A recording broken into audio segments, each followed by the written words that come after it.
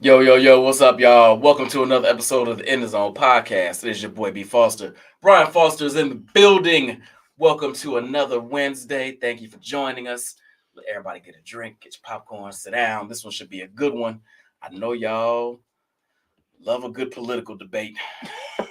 That's so much science. We gonna see how this one goes. Why was so much I science? just know the election's coming up, but there's a lot of conversation about who you're supporting, why you're supporting them, and then it kind of spins off into why you even supporting a party. If you're so staunch about it, why are you so staunch about it? If you're not, why not? So we wanted to have a little conversation to figure out where everybody lands and why. All right, so it ain't all. I told y'all be texting me talking crazy. It ain't always fuckery and bullshit. We get down to the nitty gritty every now and the blue moon. They call you saying we're not serious enough? Is that what you're trying to say? No, they call me talking about what's the next fuckery topic. I think they actually look forward to it. Oh, we ain't doing no fuckery talkers for y'all. I'm sorry. So we'll figure that out. We'll get there. Anyway, next week. As always, on my left, your right, my hostess with the most is Chantel. What's happening, baby girl? I will give you all a brief synopsis of how we landed here, because originally we wanted a Trump supporter on here or two, but they scared. They are all scared. I mean, I hate to say that, but yeah. They all scared. It's crazy. Really? They are terrified. They usually be loud. Nah, They in private, sure. Yeah, behind the keyboard. All the smoke, not on camera. Yeah, not on camera. So I've had several, at least 4. Say I'll do it, and then when it's all right, let's do it Wednesday. Well, I got this. I gotta shovel the snow. It's July. Some was like, nah, get canceled in my chapter, blah, blah, blah. I was like, they already know what you think. Why is this? Right, you all over it. So anyway. So yeah, no Trump supporter. However, it did give me the idea, or us the idea rather, that maybe we should examine if Black people should consider their unfeathered support. Is unfeathered the word? No. Their undash support of the Democratic Party. Mm-hmm. Yeah. Let's get into it. The peanut gallery is hilarious in here. I swear to God. We need 4 minutes. This can't be too serious. We gotta lighten it up just a little. I came for the fuckery. There you go. I mean, we Well, come on. Let's get our guests introduced. So let's get it rolling. This man needs no introduction, or maybe he does for some of y'all. We love when he comes on because he pontificates, but he smartly pontificates. Two from the Herb and Two Intellectual Thuggery Podcast. Hey, Two, how you doing? Hey, y'all. I'm not pontificating, right? I'm turning over a new leaf, right? I've been you gonna be concise? I've been in therapy, so it's a different me. You know what I mean? You've been in, so what happens? Well, you gotta go there. I don't want you to. That's not why we bring you on. How does therapy impact your viewpoint? I don't believe in none of that shit, but I get to talk to people. It makes me feel different about myself. I mean, you have a whole damn podcast. I hope you talk to people. Yeah, but I don't listen to people. Listening is not the key. A podcast. Listen to what the fuck I got to say, not the other way around. I see therapy's working beautifully. It's a progress. Step by step. And I'm not. This is a new person. That's on me. Yes, and then we got a long time viewer, first time on the show, I believe. You've seen them in the threads. You've seen them in the comments. He always got something semi-intelligent to say. So we'll see if he can verbalize it. I'm here talking to people. They just got here. I'm just Really? What up, boy? Hey, Brian. How you doing, brother? I'm good. You know, you got that Napoleon complex just running wild. Oh, you ain't wrong. I tell no lies. He the short jokes already. Wow. Well, I can live with it. It's all good. Okay. Peanut gallery. Well, I mean, we here for the. And we do have an in-studio guest that may or may not jump in here and join us. She's done it before. She's done it before. We won't say any names. You'll see her as soon as she hop on after Two says something that pisses off. Unless it's a kitchen in here somewhere, we might not say. I don't know. You know, the kitchen is fully functioning downstairs. The therapy is amazing. I gotta take it off. I'm just saying, I'm good at it. It starts to massage Look at that you. face. Jesus Christ! What else we gonna have going on? Okay. Let's reel ourselves in just a little bit. And let's be a twin serious, right? Right, yes, we are here to examine, right? Not saying it's right or wrong either way, but examine, have we benefited from the Democratic Party? Like, what does that look like? How have we even gotten to the point where we support them so blindly? And I think that's actually a really good place to start, right? just looking at this from a historical perspective, I'm gonna start with two because I feel like it's a good question for you. Have we? Sure. Have we what? I haven't even gotten the question out. I thought you said have we benefited from How? doing it? That'll be later. Oh, go ahead then. I'll fall back. From historically, the relationship between the blacks and the Democrats, how has that shaped how we vote and even see the Democratic Party now? Like from a historical perspective, how we move from Republican to Democrat, just looking at it holistically. How did that shape how we vote now as a voting bloc? Completely shaped it. Right? How? See how that question started with how? Give a man a minute to You know what I'm answer. saying? No. I've been in therapy. I'm not even responding. You know what I'm saying? See, it is working. Yes, Shout out I to told you. It's new me, new too, right? It's completely shaped it though, right? It's the imagery of what the Democratic Party represents, right? As we move from Dixiecrats to the Democratic Party, it was mainly because of, how can I put this? The policies that eased us past Jim Crow, right? And I'm saying eased us past because that's the best language I could use, but contextually, right? So when you think about it, you hear monikers or euphemisms in our community where we say stuff like my ancestors died for the right to vote, but that's not really true. Our ancestors died for freedom. That was just a strategy, right? So if we looked at politics from the same lens, it would dictate how we engage politics because the political parties changed as a matter of strategy too, right? It's strategy to maintain power. It was strategy for us to achieve freedom. It's not my friend. Strategy. I didn't die for the vote. I died for freedom. Right? The Democratic Party didn't come to black people because they love black people. They came because power. Same conversation. It's a back and forth transactional movement, right? But we fall in line with the marketing and the media, and because we can say stuff like the euphemisms of my ancestors died, it becomes a brand that we attach ourselves to, as if these other people were the demons. You know what I mean? When you say the other people, you mean like the other party, okay? Right? We have this kind of, again, like I said, it's a transactional relationship, right? It should be a transactional relationship, but we don't have a transactional relationship with it. We have a spiritual connection because we related to our ancestors. It's a brand, you know what I mean? So it's a very flawed relationship because when you operate in a negotiation, if you are aligned with the party, you can't negotiate. It's curious. It's curious you say that, right? From a spiritual perspective, because historically, for a long time, we were Republican. Right before Jim Crow, and that's just us.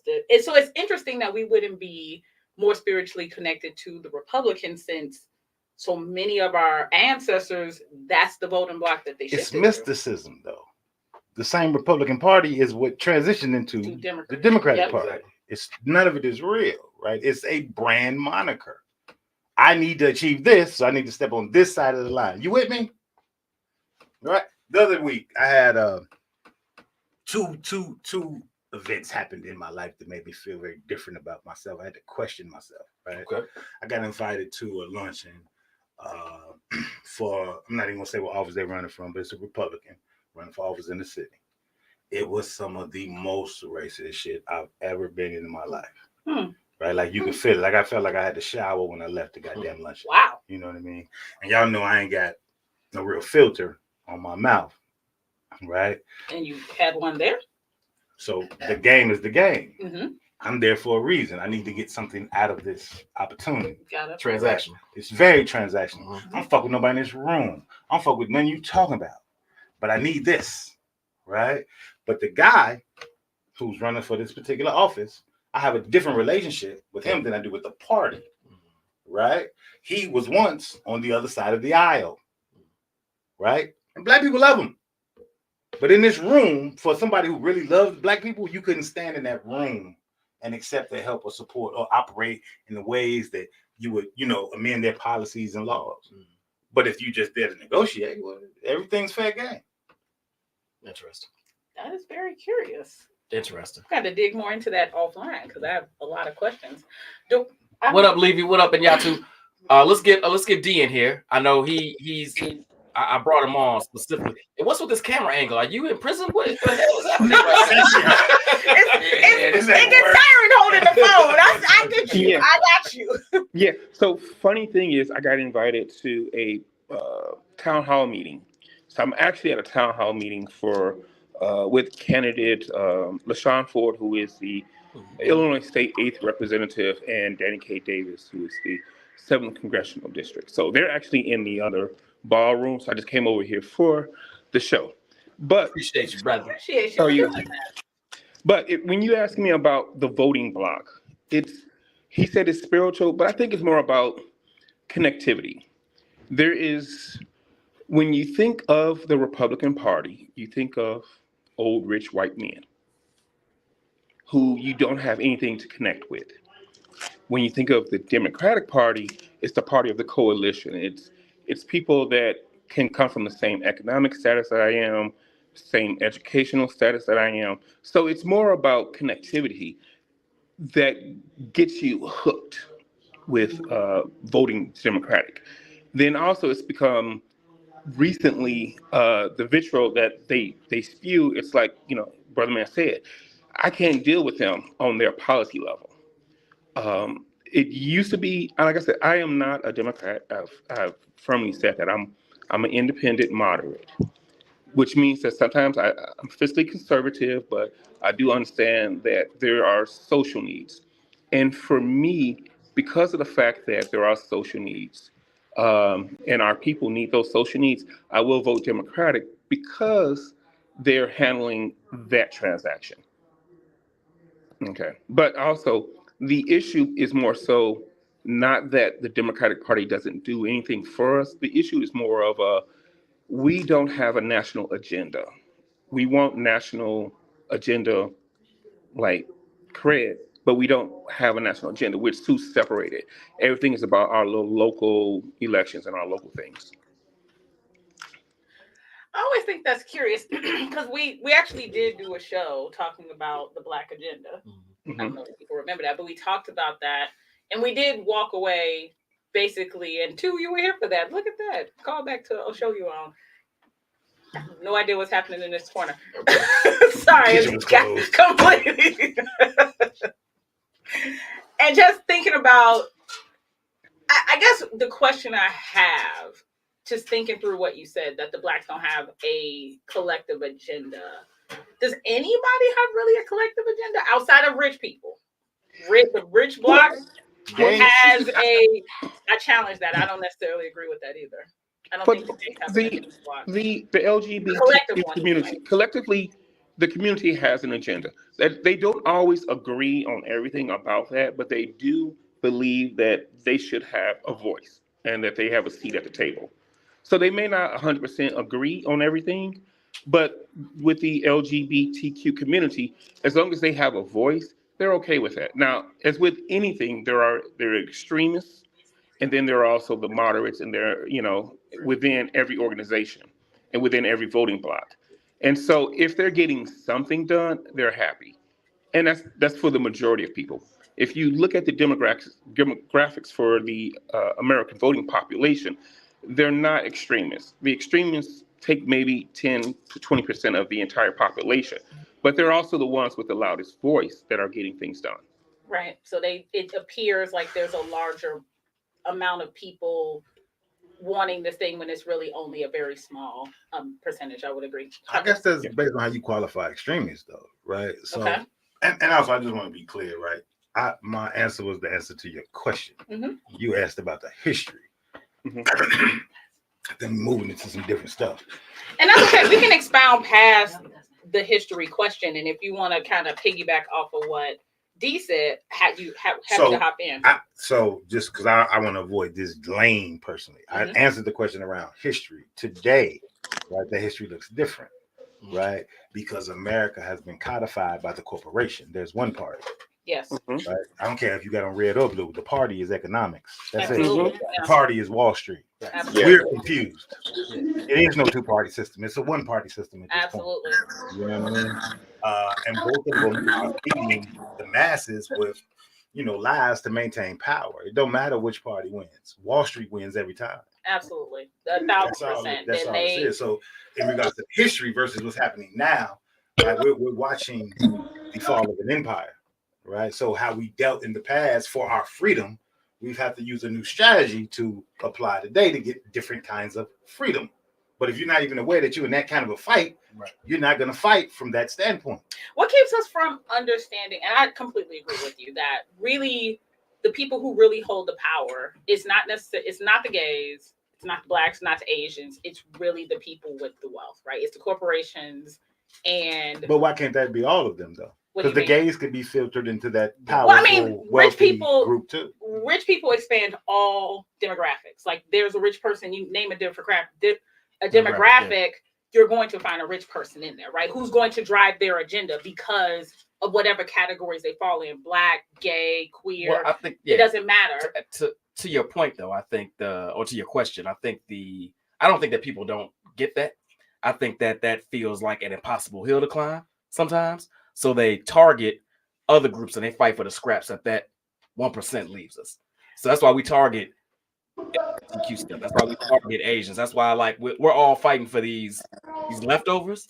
And I don't think it's not that people don't realize. I think people don't think they can get that piece of the pie. I push back. I think what Tu said, and I could be wrong, right? That there has been an agenda for rich people. And I think part of their agenda is to A, build sympathy toward them, and B, redirect us into arguing. And maybe that's what you're saying. That's what I'm saying. Redirect us into debating shit that gets us from focusing on the fact that they're really involved in the agenda that is harming us. Well, the other part of what the brother said that there's no agenda, I'd argue that's not necessarily true. There is a black agenda? There's been a multitude of agendas. Mm-hmm. Right? There's a book called The Black Agenda, and it entails all of the black agendas that have been created over time that was recorded into this particular document. Interesting. Right. But again, what I'm saying is that when the government is corporatized, they also corporatize media. Media is just the fourth arm of government. Think about our youth, right? You could legitimately see Farrakhan on Donahue. Ain't none of our children seen nothing like that. Matter of fact, who's Farrakhan for this generation? Right. Umar. Dr. Umar. Right. How do I wait? But back to the codifying of media. How do our children know Umar? Through clownish behavior on TikTok. Social media. Yeah. So they don't even have a true sense of even Umar. It's just the clips of his ignorance. Mm-hmm. Right? And they codify media down to 140 characters or to this quick clip you don't read. Just the other day they published an article about kids at Ivy League schools that don't read books. How the fuck is that plausible? Right? So if you and books are just media, but it's where the information is stored, right? So if you're just looking at the headline, if you just getting a TikTok, you don't know the information, but you can be skewed by pushing the information, right? So if Diddy wears a Vote or Die t-shirt, and not to leverage Diddy because another moment in time, everybody in that ecosystem is going to be like, we rocking with what Diddy said. No information, no logic. Because right? I like his music and I like how he dressed, I'm going to follow. If you ask a young black child who's the most influential people in media, it's going to be Diddy. It's going to be some rapper, right? So, again, back to corporatization, right?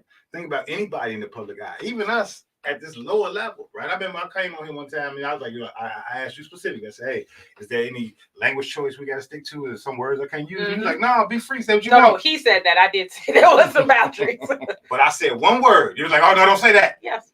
You know what I mean? Mm-hmm. So if you think about that from the standpoint of why we do like that, right? Because corporate controls outcomes. Mm-hmm. You know what I mean? If I can control you from that vantage point, I don't got no threat to my power. Farrakhan don't exist. Okay.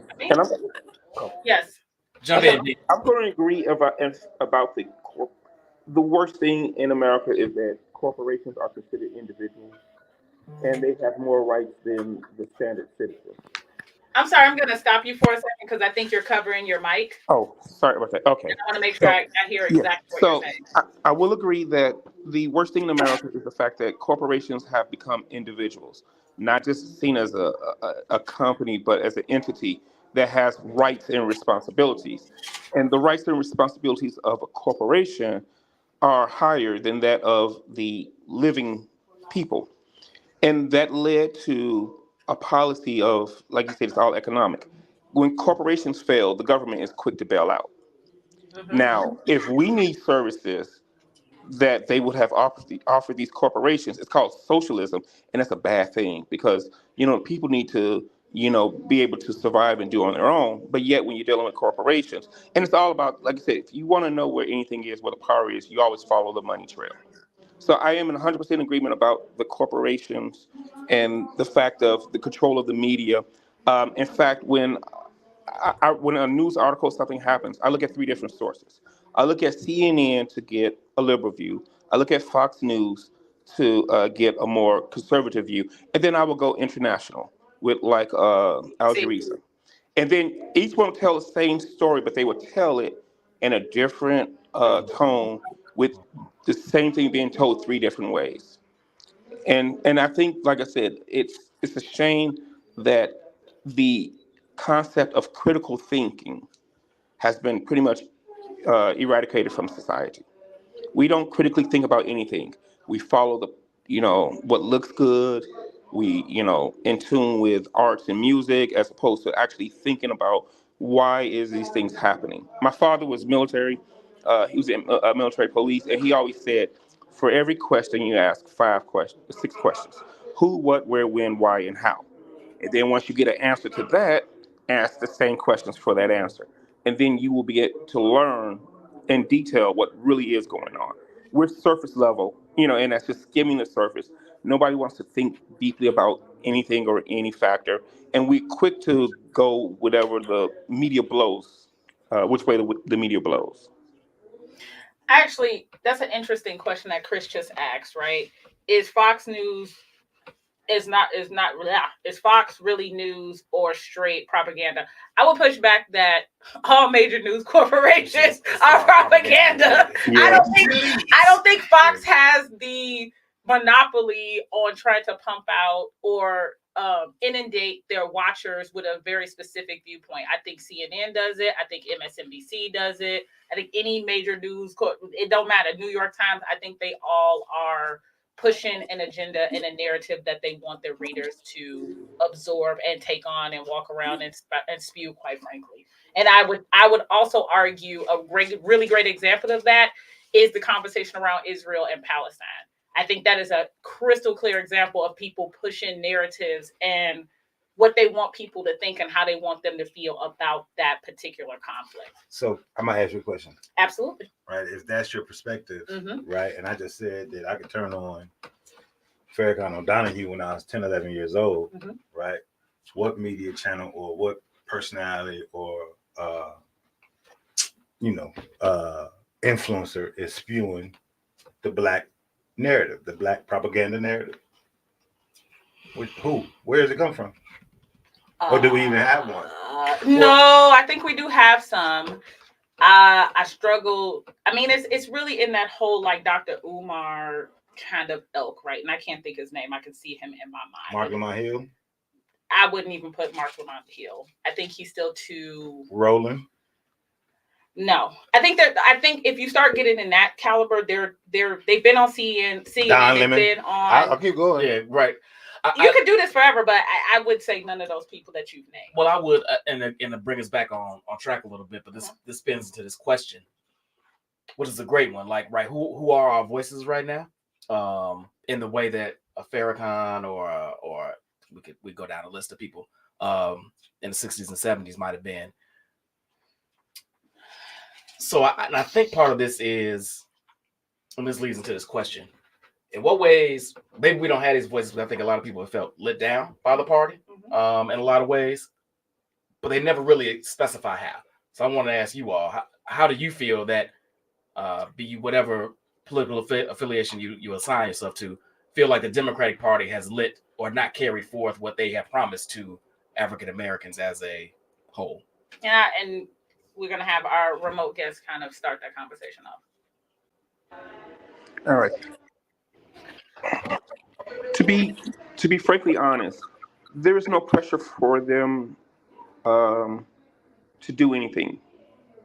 It is business as usual because there is a reliability factor. 90-something% of blacks vote Democratic.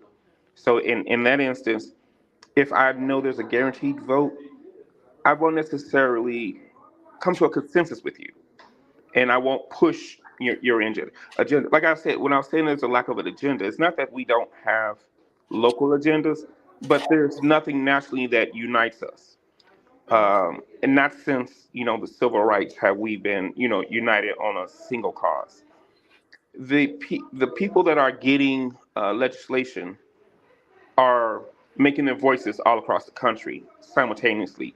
And like I said, they don't always agree on individuality, but they do agree that they want to be heard. So the Democratic Party as a whole will do locally for you, but not nationally. I don't disagree with that. Two. I saw something earlier today. It gave off the 10 worst schools in Illinois. No, A listing of the 10 worst schools in Illinois. All South and West Side schools of Chicago. Chicago's a Democratic city. Been a Democratic city since oxygen was breathed into this joint. So there's a failure right there that we could talk about, and that's a local failure, and that's a political failure, right? Something else just came to me when we said we don't align around nothing. I disagree. We all poor, right? I love to hear black people say we not a monolith. Bullshit. Look at the money. You monolithic than a motherfucker. You lying to yourself. You dress different, but you live exactly the same. Our millionaires live down the street. 63rd and Homestead. Oberlock is also down the street. You're monolithic than a motherfucker. You're lying to yourself. Your $1 million ass, your daughter get on the same bus, King Von get on. Y'all live in the same corridor. They go to the same schools. You are a monolith. Those are failures. Those are political failures. Are you saying that us being a monolith is a failure? What I'm saying is, to your question, where have we failed? I'm just pointing out regular shit we can all think of. But those, we don't deem them as political failures, but they are. They are. When we can list the 10 worst schools in Illinois, and they're all in this city, all in black communities, that's a political failure. Right? And I didn't have to dig far for that. Right? When we say we don't align around nothing, we don't. But we all broke. The median income broke contextually. Right? Contextually, right? I think the median net worth of a black dual income earning black household is $48,000. Yeah, something like that, yeah. That's a failure. But to understand the failure with the Chicago educational system, we got to go back to Big Mayor Daley. Hold up, though, right? We can't make excuses. The party is the party. Is that? It is. But the Big Mayor Daley, he ran it like a mob, for lack of better words. And the political machine in Chicago is very strong. Either you're part of the machine or you're sitting on the outside fighting for crumbs. And that's just the way Chicago politics is a whole different beast by itself. So I will agree that the disinvestment of the West and South sides started way before any of us were born, and it's continued. And until we reinvest in these neighborhoods, which means that we have to choose our aldermen and our councils, that aren't necessarily with the machine. But the biggest problem with American politics is, once again, you're dealing with a two-party system. There's no need for a consensus building. There's no need to really make effective coalitions, because it's a cycle. Republican Party's been in control for 10 years, Democratic Party be in control for 10 years. And they just cycle back and forth because there is no need to make real effective change. So check this out, though, right? Chicago specifically, Cook County specifically, is one of the highest concentrated black populaces in the world. Like, you get outside of Africa and Brazil, Chicago is like black Mecca, right? So yeah, Chicago is different politically, but so is Black Chicago. That's why Barack came from here, right? That's why Farrakhan settles here. That's why Jesse settles here. It's not an acceptable answer for me. We really lead the way in American black politics. We really do, right? So the Chicago black populace is really more connected politically than probably most of the rest of the black country, right? So we're having a conversation about our addiction to this party and how it's failed us. I just gave you some great examples in our city where the most powerful black populace comes from. So what is the solution here from a political perspective too? Like we've failed, and I'm sorry, I'm going to call them out. Everybody you've named have not, at least from my viewpoint, done anything about the fact that the top 10 worst schools in the state are all on the South and West Side. Jesse hasn't, Barack hasn't, Jesse Jr. hasn't, Farrakhan hasn't. Like, what can they do So even to that rectify that? Even that idea is a failed idea. It's not a what can they do. It's what can we do. Okay. Right? It's always a we conversation. But we're mystified and we think they should do it. Right. It don't work that way. Right. They're wizards with the staff. They're wizards. No, it don't work that way. And those people I named don't even hold office. All the people you named, don't none of them hold office. Right? But they have the power to create or at least communicate a unifying idea. Right? And they also, if we know anything about institutions talk to institutions. They don't talk to people. Right? So you can stand at the front of that building and stump your feet all day. Push is the institution. They're going to listen, right? I was in Push the other day. This is a great example of how we deal in politics, right? Jesse is, I hate to say it, but he borderline out the way. And people don't even respect Jesse for what he is. But Jesse is dynamic, right? So I'm in Push. Jesse could barely formulate sentences today, right? And I'm in Push, and the Black Firemen's Brigade come in. And they, man, Push, we got a problem, man. We need to rewrite a Black Firemen's decree because they're not honoring this. And they hiring all these Hispanics. Right? When they leave, Jesse, who could barely speak, pulls me to the side and said, you know the last time that decree got written? I said, no, I don't know nothing about that. He said, 30 years ago. He said, you know who wrote it? I said, no. He said, me. He said, you know the last time I saw them? 30 years ago. Yeah. The fuck out of here. What you mean? That's on us. And that's a direct reflection of how your politics has failed you. That Black Fireman Brigade has failed themselves by not engaging in Push and Jesse for 30 years. Because I don't got to. You the wizard, you go wield it. You understand? And when it falls, I'm going to come back to you. Would you deal with if a man treated you like that? How did we get here? I'm just saying. How did we get here? I'm making it plain. I know what you're trying to do. I get it. I'm just like, no. Here you come. No, I think that's a really. I'm making it plain. I think that's a really great point, right? We do tend to look at politics from a very, as you put it, wizard. That's a very interesting analogy, right? A wizard, like, wave your wand and fix all of our problems and make us all collective, instead of really taking some ownership as individuals and as a group, some responsibility for the people around us, and pushing.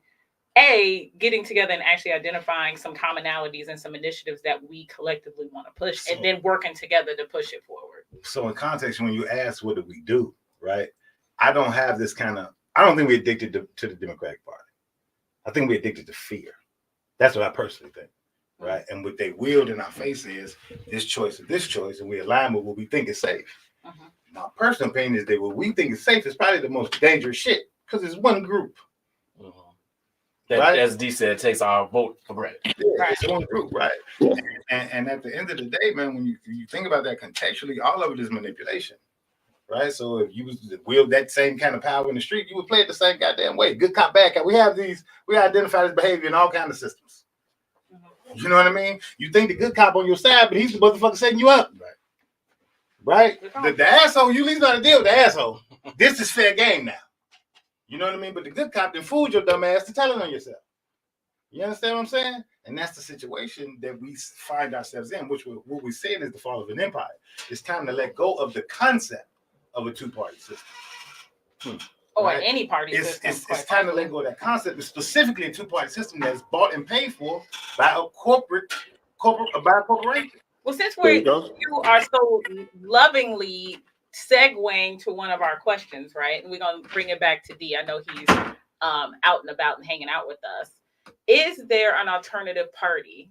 I'm pretty sure I know how this answer is going to go. Is there an alternative party that we should align with, that's more aligned with at least some inkling of the very high level, not thoroughly thought out Black things that we need? Green, independent. I know you're currently independent.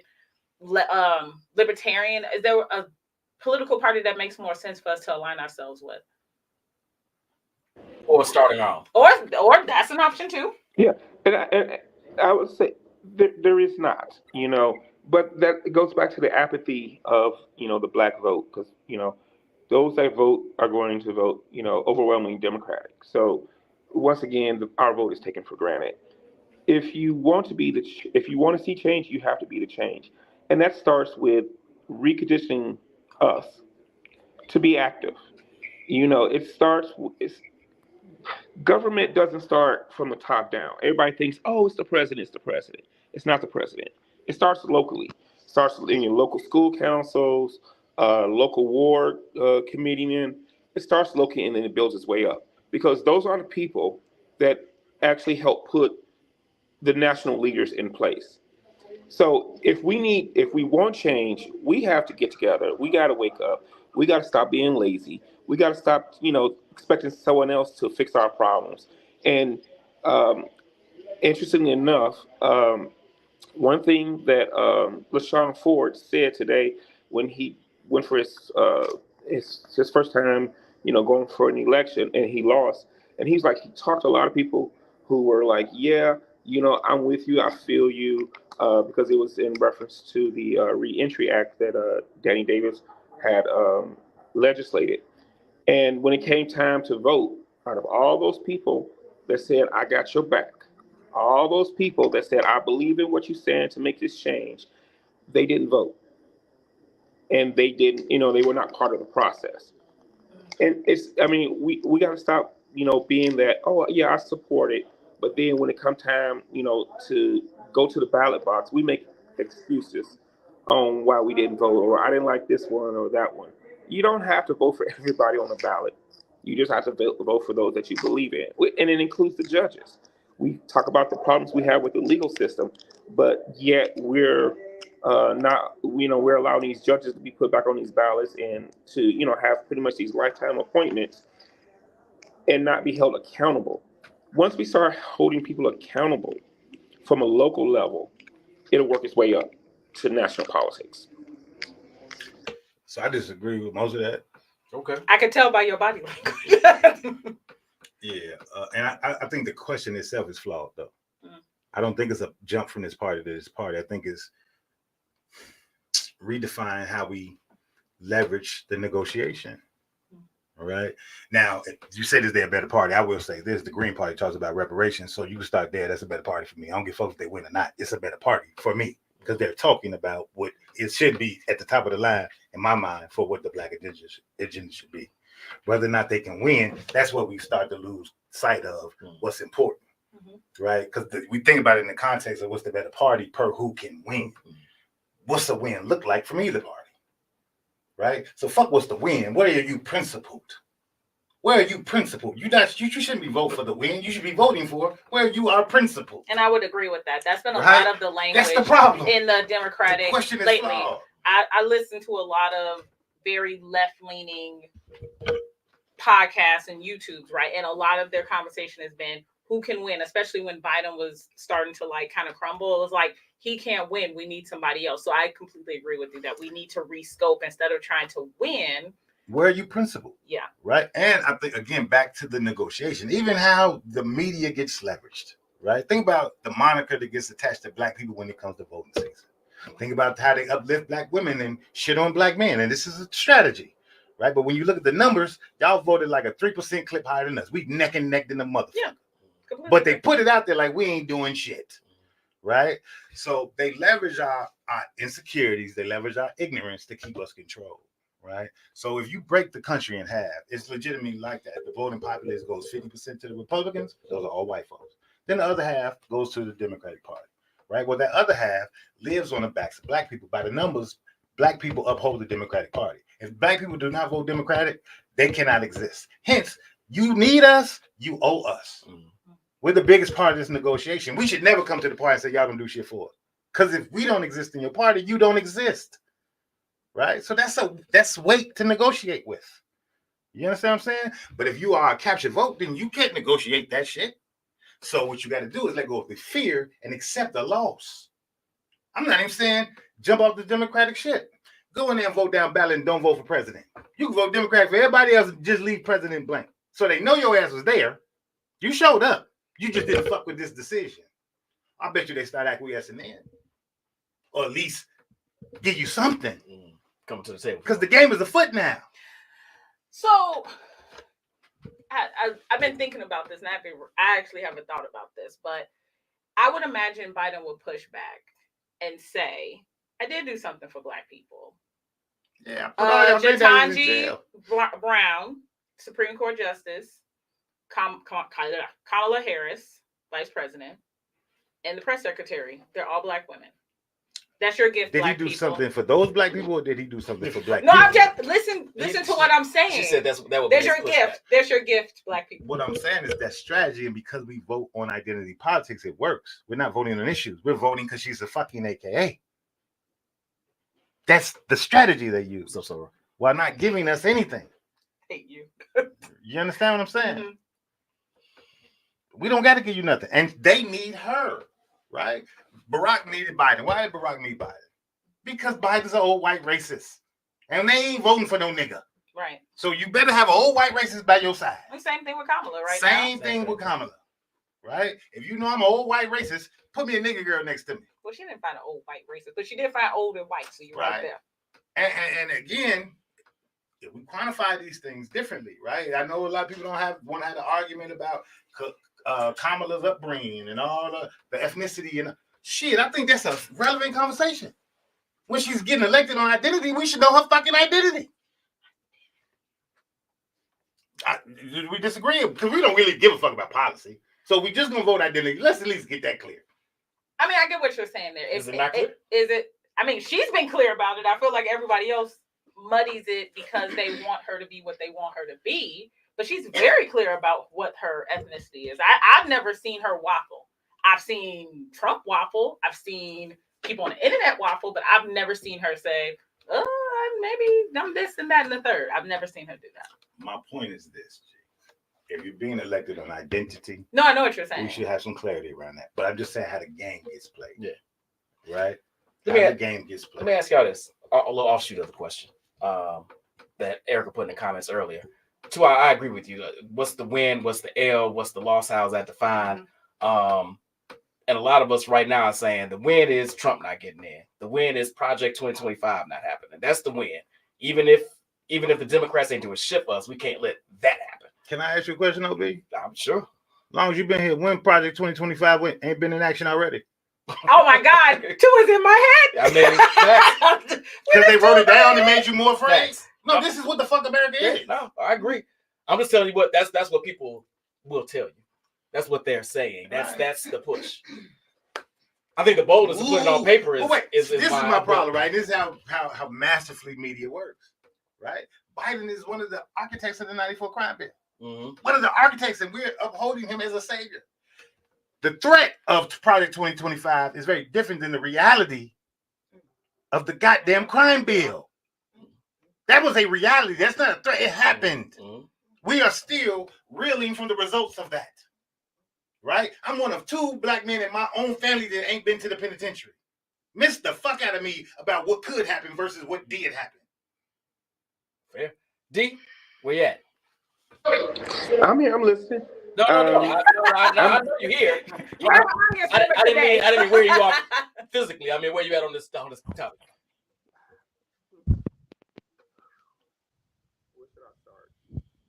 Oh, your mic went out. Covering it. There you go. Yeah. So where should I start? The conversation of the fear of the boogeyman works in politics. It has always worked, and it will, until people can find out and research for themselves, the fear will always work. Because fear is just the absence of knowledge, right? So that works. So you're asking, should we care about the identity politics? I don't vote on identity politics. I do vote on issues. But then my issues are complex because I'm me. And I don't like the straight party tickets. Never liked it, right? But that's the reality of how the system is designed. You cannot fix the system right now. And I understand that. So you're asking me how I should vote nationally? I understand. It is what it is. My focus should not be on national, but 10 years from now, what can I do today to affect what's going to happen 10 years from now?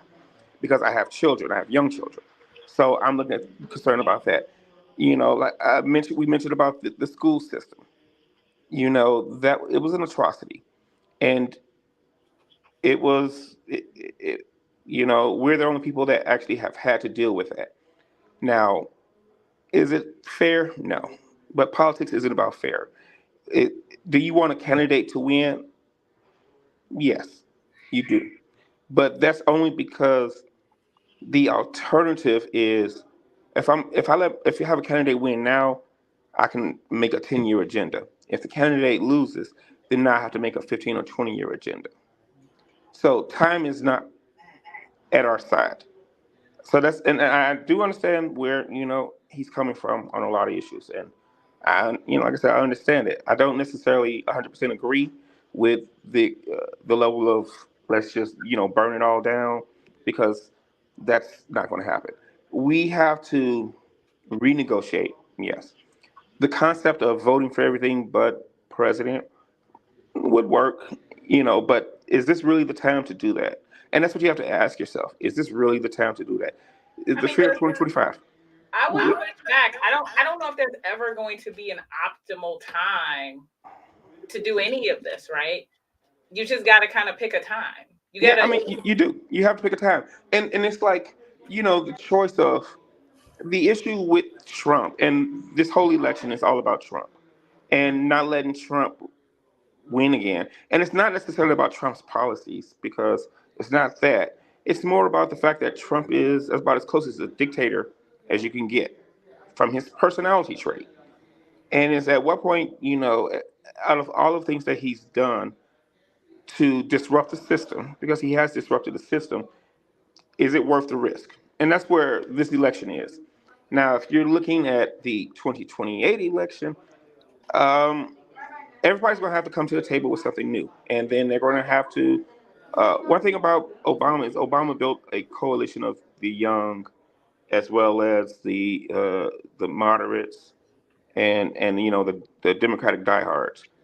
And he was elected as president with the mandate to lead. The problem was that right after he became president, the Congress, especially the House of Representatives, became Republican, and so they were the party of no. And what they've done so masterfully, it says no to everything that benefits their people. I had a conversation with someone earlier today about the FEMA budget and all of that. And it's like the reality is the Republican Party represents a lot of these coastal cities, and they have been taking away the money for FEMA. And so then when something happens, they say, well, we're not in control, but they are in control of the purse strings. It is, it's not a win-win situation. Yes, we do need to get away from a two-party system. Yes, we do need people to uh, stop having political apathy and get involved. And it's like, where do you start at? And my answer is always, you start local. You have to retrain people with anything. You have to retrain them in order uh, to really become effective change, because the change is not going to happen this year or next year. No matter who, if Kamala wins, it's still not going to be beneficial to most of the black people, because it's still going to be policy as usual. So we do need to come to the table and say this is our voice. However, the issue has always been with black leadership of who the voice will be, and they fight over that. And the infighting has led to us not really having a voice. Mhm. So, um, like I said, as a not as an independent, I see the Democratic Party a little bit differently, because I'm not beholden to them, and it's not the only reason I vote Democratic is because I feel that their policies in general are better for the population, and only because of the decisiveness. And it's not, like I said, if you would ask me about my feelings on abortion, I'm conservative about that. you know, about spending, conservative about that. But then I also understand that um, there is a need, especially in like Chicago, for social programs that we have been not fed over years. So we're malnutrition as a people, and because we are malnutrition, we need to be overly fed, to compensate. Now, is that going to happen? No, I don't feel that it's. I don't feel strongly it's going to happen until we can sit there and say, "I'm going to the table to eat," and this is what I bring. And so I think, like I said, we have to re-examine politics amongst ourselves and come to the table and say, "Time for a new leadership. Time for a new way of getting things done. Time for it not necessarily to be identified as black politics, but everybody politics, because you're never going to win alone. As even as much as you be as right as what you're talking about may be, if you can't build a coalition, you'll never win, and that's just the way the system is now. So I'm going to shift gears in a little bit, but the only thing, and I've seen it in the comments a little bit, that I don't necessarily agree with, and I think once I say what I say, you all would agree with. I think we can have some very rapid change, right? I don't disagree that we need to be strategic and have a multi-year plan. But I think if you look at 2020, well, you said you don't disagree. I don't disagree. We need to have a multi-year strategy, right? But if you look at the year 2020, people responded quickly. The whole world, when George Floyd, and not to, continue to use him as a martyr, right? But if you just look at what happened to the world when that happened, that it didn't take months. What happened? When he got killed? What happened? And people got pissed off, and then there were protests all over the world, and then all of a sudden, what happened? But what I'm saying is there was a response. Now, what we did not do when there was a response from all the corporations and from the government was we didn't stay on top of them to get those things pushed through. We allowed them to react because it was like, oh shit, the black people and white people, everybody's mad, to throw out some fake sympathy or some fake initiatives, and we didn't be holding them to push those initiatives through. That was our fault. But what I'm saying is, if we get angry enough, things can happen quickly, and we have to stay on top of them to make sure those things happen. Is what I'm saying. I will agree with that. That you have to hold their feet to the fire. But the thing is, it has to be a really drastic event that everybody can latch on to. For sure. Absolutely. I totally agree. It can't be just onesie, twosie. It has to be something to the magnitude of what we saw in 2020. And I think that's not impossible to happen again.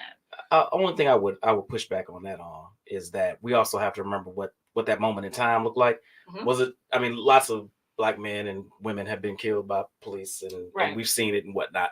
But everybody was trapped at home because it was COVID, and everybody was in a moment in time where they were paying attention in a more heightened way. Mm-hmm. I don't know what needs to happen to us where we'll ever be back in that moment in time again. That's fair.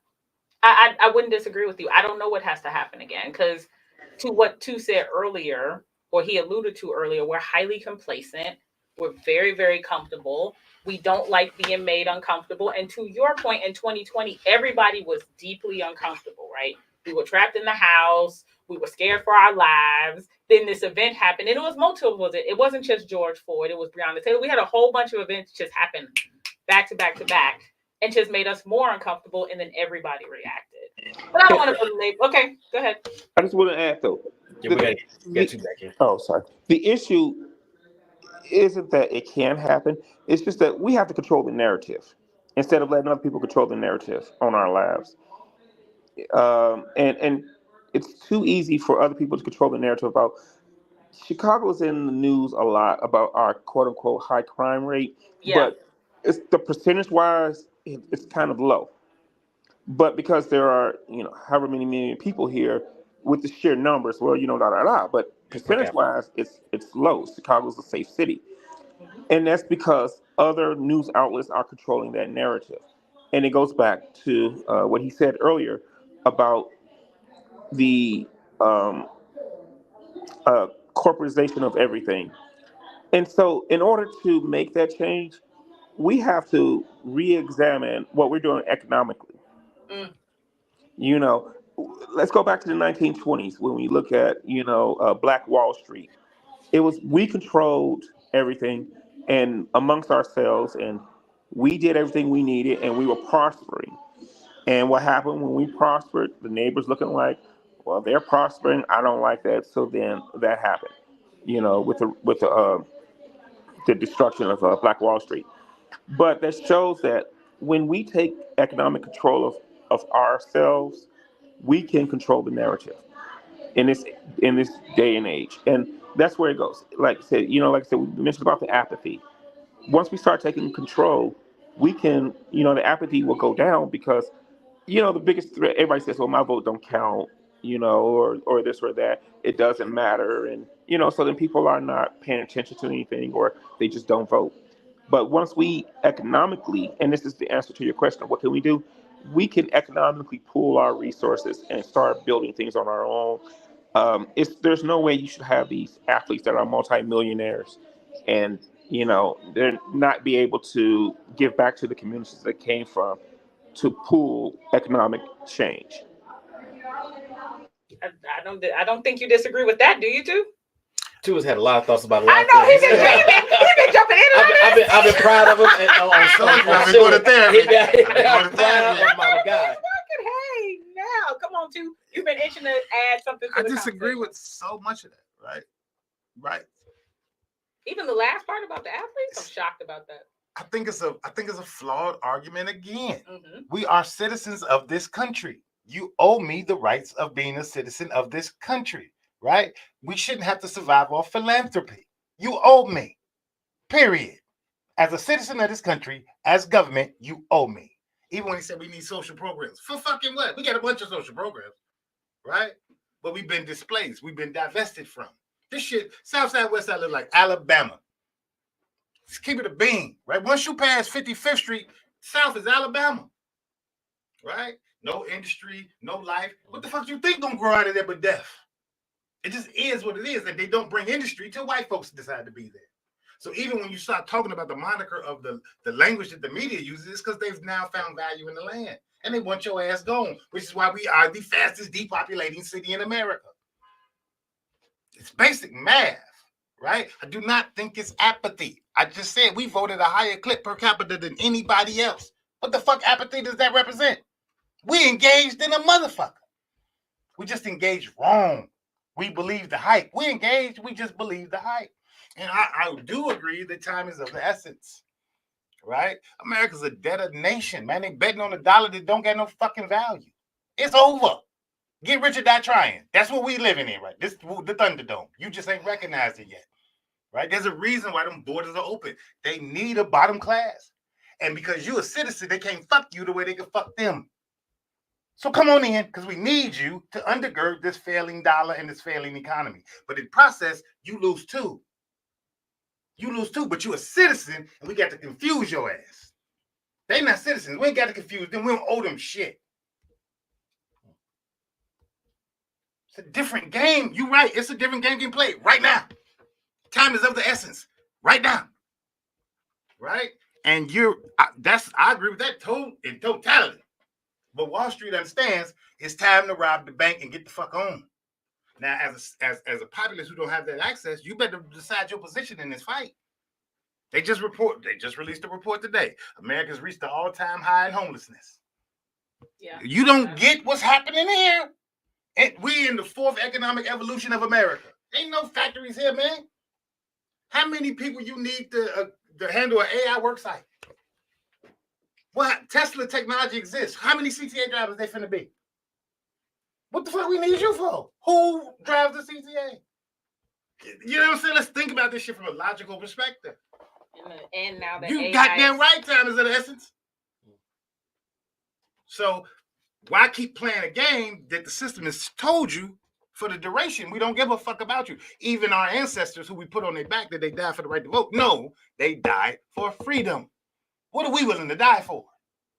To be on your fucking team? Fuck your team. They don't give me no glory. I help you win every chip you get, and you ain't acknowledged me once. I'm the best point guard you ever fucking seen.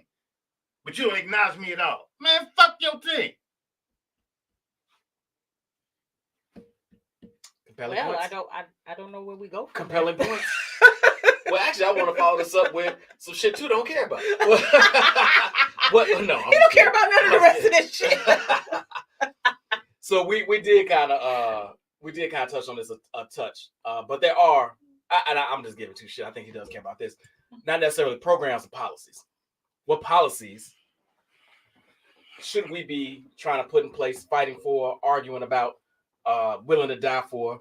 What policies should we be making the government enact that benefits us? I can feel two Yeah, body heat. reparations. Right? There's only one. You don't need shit else. Reparations, right? And what that entails is it's a multitude of things that entails. But the math is the math. That's why I do agree with you, right? We do have to become self-contained, right? In order to survive, we got to be self-contained. But that's the value of being a citizen. You owe me. Run me mines, right? So when the first question came, like, what's the better party? The one that's saying, we know what you need. That's the better party. And if you can't say that to me, then you ain't really in my best interest. Right? We the lowest earners on the economic totem pole in a country where we've been the longest. We might be the only legitimate citizens left. Because we the only motherfuckers that didn't come here by choice. Fuck out of here, man. Sean, any thoughts on that? Well, I may argue we're not the only legitimate ones. The natives would win. Yeah, killed all them. There's only 3 of them left. I hate you so hard for that. That's why I didn't even touch it. That's why I did not even touch it. I was at America and I seen one. I followed the motherfucker around because I'd never seen one before. I was like, this is amazing. They do exist. That's why I did not Say touch what you that, want to Sean. Oh, You set him up for that. my Jesus. God. Have you ever seen a real Indian? I went to school with one, yes. A real one? Yes. Okay. You can tell his tribe and all that stuff. Yes. Salute. Oh my God, what were you asking me? He I'm was sorry. one of the When last he said there was no Native Americans left. You just threw that up for him. You just threw that. No, They killed all them motherfuckers. They tell you what it's there. Look, he's not wrong. They had these whole 2 continents, and it's not a whole lot left. You got to go to a reservation to see more than 3 of them at a time. Yeah, Yeah, they made all them alcoholics that's true. Yeah, and gamblers. and gamblers. Yeah. Policies. I'm sorry. I'm gonna have to agree with 2. I think, and I'm not necessarily one that believes that money fixes everything, but I think it's a fabulous ass start. Quite frankly, and I've always said that on this show that reparations it needs to be made whole. Like, if for nothing else, America needs to give us reparations so we can stop talking about how racist they are. It would give them, not saying it would stop them from being racist. Let me be ultra clear, right? But it would at least give America the ability to be like, all right, y'all got your money. Can y'all just shut the fuck up now? No. I mean, we probably wouldn't, but they could at least stop sitting. All this back and forth would stop. Or all this trying to redirect what we should be doing would stop. Give them the money and let us figure out what we want to do from there. So I can't think of a better policy than reparations, quite honestly. Too may got me there. And it don't got to be a fix. It got to be a stabilizer. It's a very different conversation. We don't need you to fix us. We need you to pay you what you owe us. And ask, pay me what you owe me, so I can stabilize and fix myself. But if I can't stabilize, I can't never fix myself. D. Are we all gonna agree on a reparation? You know, as the final member, I'm in agreement with the reparations as well. Your mic is, you're covering your mic. Sorry about that. I'm in agreement with the reparations as well, but I'm also, if you're asking about like short-term policy, let's remove the educational system being funded by your zip code. Level the educational playing field. I don't disagree with that at all. Yeah. Y'all think education make money? Huh. I would imagine Right. it makes sense. Yes, because you know, if you have the intelligence to create wealth, everybody benefits. The thing about reparations, I give you the money now, you don't know how to spend it, you waste it, boom, it's gone within a generation. Well, give it to me and let me try. I'm with you. I'm completely with you. I say that on the show all the time. I'm completely with him. Like, Reparations. Notice I did not say that reparations. I think reparations, yes, but this reparations plus, because you know you have to learn how to economically survive, not just you with your generation, with the upcoming generations. And so, and ability to make wealth is and make new concepts. So we're, if you think about it as a whole, we're some of the top businessmen, and we have that, you know, that business savvy just naturally. But let's increase that to create generational wealth.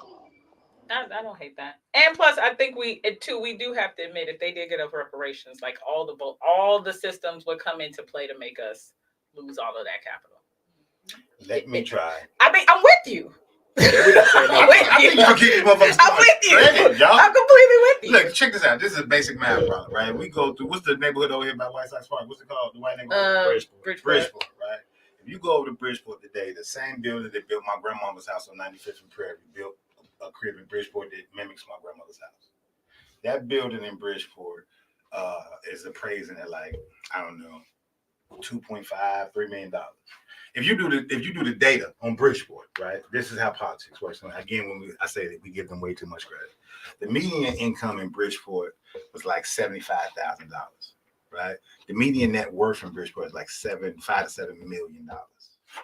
These are not uber educated people. These are not uber brilliant people. These are recipients of essentially reparations. Right? Daily One came into power and said, I'm going to give all you city jobs. Y'all going to buy y'all cribs. And for generations, we passed them down and build another crib or build a small business. And we keep accumulating money and wealth. They're not brilliant. They have access. My grandmama's house, same builder, is worth like 80 bands. Fuck out of here. It's not the same game. I can't go to the bank with the 80 and say, give me a loan for XYZ. But if I got a 2.5 crib, I can go to the bank and go start Sal's Pizzeria. Easy money. Sure. No. Right? That first child after that daily generation, when his daddy was a guardsman, he might have went to college and he go to IBM. Then his son comes home and says, I want to start a business. Now they got 3 cribs. They don't got no college debt because daddy could pay for it because of the 3 cribs. And little shorty could go start Sal's Pizzeria. And we just keep accumulating. You don't get to be fucking smart. You have to have access. Not with all you got to be smart to do. you just how about you just can't be dumb? How about that? You could be smart as shit if you ain't got access. Don't mean shit. No, I agree with you. You be a smart nigga selling waters on Stony. Yeah, but you get this access and be dumb as hell and blow it in it. I know you Let say, me try it. Let me try it. I get you. I'm just saying there's 2 sides of that coin. That's all I'm saying. I went too on that. No, I would turn shit down. Don't get me wrong. I know I hear what you're saying. I am curious though. There was one thing we didn't touch on. I did want to hit before we run out of time. Well, I just future outlook. Sure, let's do that. I think this might have to. And by the way, Chris and Darrell, I see you in there, and Ernest, I see y'all making some valuable points. I like the debate you all are having with each other outside of what we're talking about. We might have a part 2 of this and get you guys on. I'm kind of scared to ask Chris. I'm not Chris, because you said Chris, so now I'm saying Chris. I'm kind of scared to ask this question, so I'm gonna start with D first. What trends do you see in the future regarding Black people's continued allegiance with the Democratic Party? Like, what do you think? 10-year guess. What do you think it's gonna look like? Do I think it's gonna change?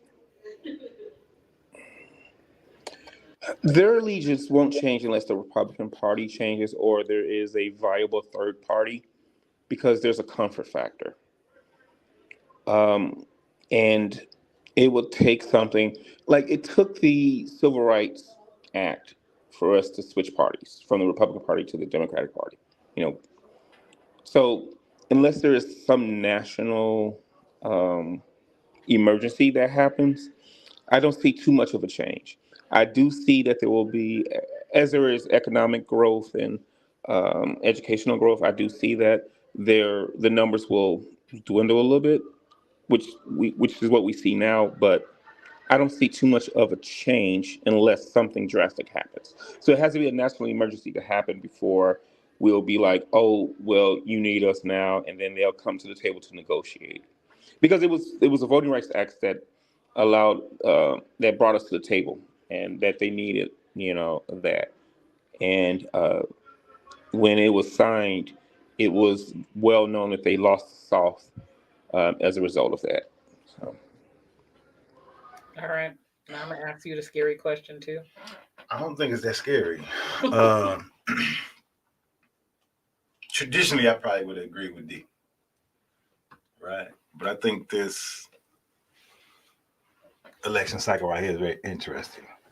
Because what we're seeing is at least and it's not even a large swath, but it is a large conversation of Black men abandoning the Democratic Party. I was gonna say that, yeah. Right. And I think that even plays out into the dynamics of how politics plays into our households, right? And I think that Black men are first to experience the downfall of anything. Right? We feel it the worst. Right. I know y'all don't like to hear that conversation. I wasn't how we get here? Your face shifted a bit. It shifted a bit. Now I ain't tripping, I get it. You know what I mean? But I think in this moment in time, they leverage you all as a tool. Mm-hmm.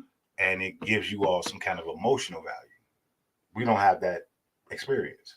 We see the reality of our reality, right? We part of that new largest homeless population. We part of those most failed schools in the city of Chicago.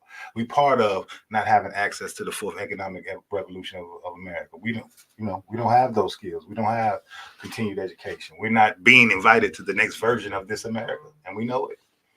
Right. Mm-hmm. So there's a multitude of reasons why Trump might appeal to those people. And I'm not saying I agree with it, but I never thought I'd see that. So seeing it in the way that I'm seeing it makes me have a different perspective. I don't think we should be jumping from this boat to that boat, but I do not think we're going to die with the ship. Oh, Democrats? Yeah, I don't think so. Just in this election cycle, you can see it. We're not going. B, you ain't said nothing. You've been moderating the whole time. I've said a couple things. Yeah, like how you gonna take that reparation? Give me my money. What about you? 10 years from now, what do you think? How do you think the future between Black people and their allegiance to the Democratic Party will look? I think too, just kind of hit something on the head, right? Like the mass numbers in conversations and polls and everything that I've seen and that I'm having of Black men that are just like, I'm out. Not out of the political process of some. But just off the Democratic Party, and even D, you touched on this a little bit as well. I just don't. I'll say this. I think because we didn't even touch about how it shifts in generations, right? Mm-hmm. Our parents to us to our kids, and how we vote, and our voting patterns, and what we think should be, could be, would be. Just having conversations with my kids. I got a 23-year-old. I got a 20-year-old. And what they see and what they want and the bullshit they see through way clearer than I did at their age is going to impact how they move with the Democratic Party in general. So I don't know that this is going to happen, but I hope that if we continue to back it in mass the way we do, to D's point, we're going to have to, or even to 2's point, we're going to have to do something that says, wake the fuck up. And I think this younger generation will figure out how to do it. I don't know if it's not like leaving that presidential line. Like, I don't know what the strategy is, but I think they're going to figure it out and figure out a way to shake the bell and say, we're here, we deserve, or we out. Because they're not as tied to it as our parents are us. So I got a bit of a hot take here. And to 2's point, there has been a shift. There's been some very interesting shifts this particular political cycle.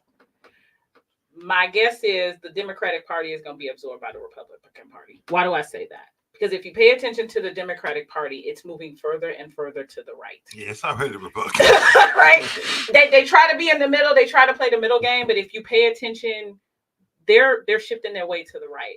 And I imagine in the next decade or so, the Democratic Party may still exist, but the people who are currently in the Democratic Party will not be a part of it. Now, it's interesting something you said about the kids, right? How they are far more to the left than us. Will they stay that way? I don't think so. As they gather, I don't think so. As they gather wealth and right. I don't think so. But I think there is a potential for another party to take hold, because I do think there is a larger number of progressive leaning people who want to see more radical policies, people who don't want to live in the middle. I think there are people who want to be on the left. And I think there isn't really a good party who can reflect how left a significant number of people are. So I could see something emerging. How do we quantify to the left, though? Right? Because of the acceptance of homosexual behavior? I mean, and I'm not even being funny. That's technically but left. That's the only thing I can think of.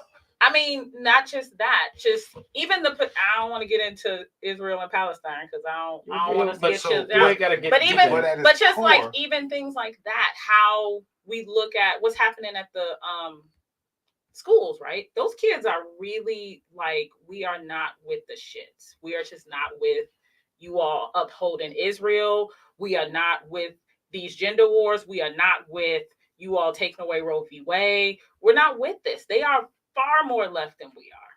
Far more. And those are just examples. And they're probably more left on stuff that I'm not aware of because I'm old and I just don't have any visibility on what kids really care about. But what I do know, they care about shit that are not being talked about, and they're fucking pissed. Will they stay that way? I don't know. We'll see when they're 30 and 40. But I hear you. Left is relative, right? And I started this conversation as we're witnessing the fall of an empire, right? I think we gotta. It's hard to have this conversation void of capitalism and how capitalism operates. Fair, right? And I think what's interesting about this specific generation is that they are children of the digital age. So their identify or their understanding of the community is very different. Their value system is heavily entrenched in things and materialism, right? So when you think about the core tenets of right, it's just maintaining power, and we'll do that by any means necessary. But you also have to look at how they even look at the workforce. I mean, like these, what is it, the millennials? Is that the youngest demographic in the workforce?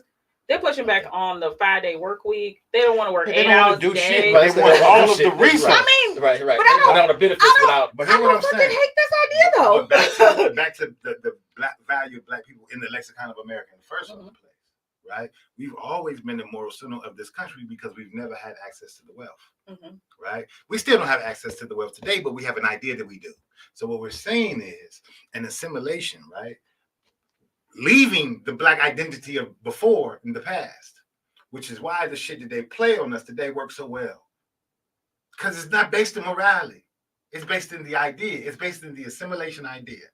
So when we can laugh and joke, say that shit, the Democrats are already the Republicans. Since Bill Clinton, they've been the fucking Republicans. I do not. I'm not joking. Right? I'm dead ass. But again, we identify with that same philosophy. There's a quote that says, "There's no semblance of sanity to fully assimilate into an insane society," and we fully assimilate. So yeah, it's gonna look different. I don't know if that difference is gonna be a good difference. Yeah, that's fair. There's no way to know if it's gonna be good or bad, but I do think it'll be something different. All right, we want to be ready to. Yeah, we are at time actually. All right, so first of all, great conversation. Great conversation. Let me just tell you something. Brian was like, "Oh my God, we're really gonna talk about this," and it turned out being a really good conversation. Yeah, I threw you under the bus. I'm fine with that. So thank you guys for coming. I can't, especially D. I know you were not originally on, but thank you for hopping in and bringing in your insight. And two, you always. Why you out there at the Democratic Party stomping? I see. I know. So let's kind of wrap up like with some final thoughts. You know, maybe how you. I mean, I know we talked about our theory on what we think is going to happen, but let's end with what we would actually like to see happen, right? Politically, from a policy perspective, however you want to. We hoping and dreaming. Yeah. Okay. I always like to. I mean, we've been slightly negative this show. Let's a little bit of realistic. I would say a little bit of optimism. I'm with that. Go for it, D. D, kick us off. Oh, being totally optimistic. Kumbaya. Nope. See, that's not the reality. We all can't get along, but it's okay. I don't have to like you. I just have to respect you. And if you were to ask me, politically, I think we need to get back to respect politics instead of the us versus them and the black and white, because it's not black and white. I think, like I said, I would love to see the younger generation take the reins, you know, and be that effective change. Go more into like we'll be more of the mentors, the older statesmen, but passing the torch. And that's something we don't see in politics, because if you look at the age of some of these politicians, there are like 20, 30 that are over 70 or something like that in the House of Representatives. And that's quite a bit, because you can't represent the other generations. If you're 70, 80 years old and you know what you know, you're stuck in your ways. So I would love to see more, the younger generation having that opportunity to take the reins. I would also, as has been mentioned, that we also take the reins of and be more accountable for what we do, what we say locally, and not just come out to vote when it's time for a president. I love it. 2. Remember, we're being optimistic here. In my optimistic voice. That's the optimistic voice. Ooh, you need to go back in therapy and work on that. I got some hope that it's some little black child in some urban mosque or some Baptist Southern church that's growing with charisma and an understanding of black identity that has enough charisma and understanding of that, whatever that new market is, whether it be digital or not, that has enough pull to create some level of value and understanding of what black identity is void of whiteness. And once we learn that, we'll operate succinctly to our best interest. Wow, that therapy worked. He was concise. Yeah, Shit. yeah. I thought I was gonna have a few more minutes to think. Shout out to my therapist, man. Shout out. You need to pass out his card. He's And brilliant. the weed. They often go hand in hand. They often go hand in hand. I know. That's nothing wrong with that. Are we rock, HC23. rock, paper, scissors? I'm going. No, you go. Okay. Here's what I would love, right? I would love that we stop this dumbass 2-party system, right? I don't even know how many political parties we have. 10, 20, I don't even know. But I'd like to see us move into a space where they actually have some skin in the game, right? That they're not just outliers where you throw your vote when you don't want to vote for one of the 2 major parties, right? I think the major parties need to be more challenged. And if we have the ability to, one of the things that would have to happen is everybody has to stop being so goddamn polarized by politics and actually be invigorated by it, right? Be invigorated by the possibility of pushing a political party toward the things that you need.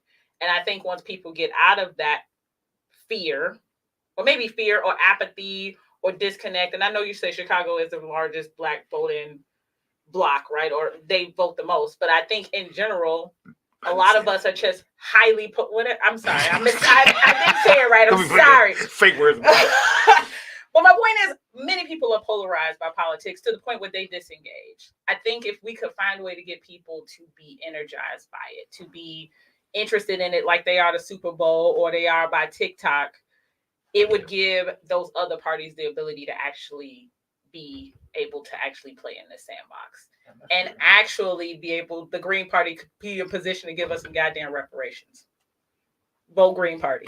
That's the end of my speech. We need new writers in that You ain't voting for no Green Party. I don't believe you. First of all, be clear. I'm a progressive. I vote what the hell I want. But I know you ain't voting Green Party. You don't know. Oh, I know. You fooling right now. Anyway, I really want to touch on something Tu said way earlier in the show. I hope that in a decade from now, 5 years from now, whenever. Next year, today, that we do understand that we are a monolith and that the talented 10th, I know Sean Hazen, I got to throw in at least once a show, that but that they protect what's theirs so fierce and they get fooled into thinking they're part of a system that they're really not. And I wish we would all just wake up and understand we are, to Tu's point, a monolith in that way, that we have not gained full access, finances, power, be that political or any other way you want to state it, and the way we should. And we should be banding together to make that happen and wake up. And it's not about, you live in Elgin and you live in Inglewood. We still got in the struggle together. And I wish we would wake up and realize that would, and then localize that power in some kind of way for effective change for all of us. That's what I would hope. Hey y'all, thanks for another episode. I love you. And hey, we got an 80 Degree Friday. Y'all get out there and get it. Do we? 80 Degrees Friday. It's freezing. It might be that's right. It might be the last one we 31st get. Street.